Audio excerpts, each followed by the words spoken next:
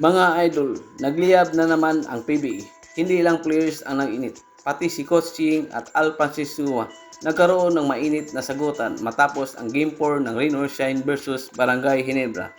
At ito na nga mga idol, nagharap ang dalawang malalaking personalidad ng PBA. Walang gustong magpatalo, mapa-inside the court o outside the court. Nag-ugat ang bangayan matapos manalo ang Rain or Shine 97-85 para itabla ang semifinal series sa 2-2. Parehong matagal na sa PBA sina Coach Ching at Boss Al Panchisua. Pareho ring champions. Kaya kapag nagsalpukan ang dalawang strong personalities, siguradong headline material. Kilalang palaban si Coach Ching idol. Hindi siya uurong kapag piling niya dehado ang team niya. Samantala si Boss Al, kilala ring very passionate pagdating sa Ginebra. Makikita mo talaga yung tension. Si Coach Ching diretsahan pinagsabihan si Boss Al na tigilan na daw ang pakikiusap sa referees.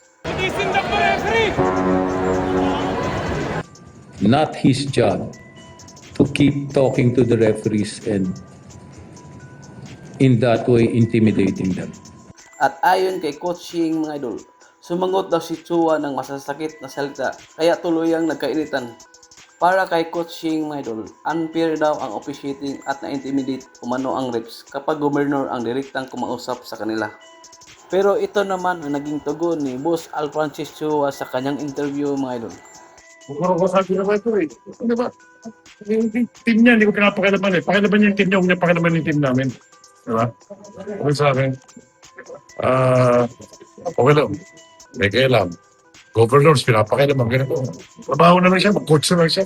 Sa kultura ng basketball sa Pinas, normal ang init ng ulo during crucial games. Pero kapag officials at team executives na ang involved, ibang usapan na yan. Grabe, hindi nito simpleng basketball emotion. Ramdam mo na ang personalan na talaga habang dikit ang semifinal series. Sa playoffs, hindi lang talento ang sinusubukan, pati control sa emosyon. Kung umabot pa ito ng Game 7, siguradong iinit pa ang bakbakan.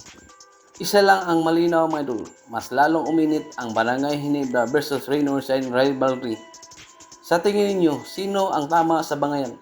Si Coach Ching ba or si Boss Al Francis Chua? Comment down below. Let's basketball.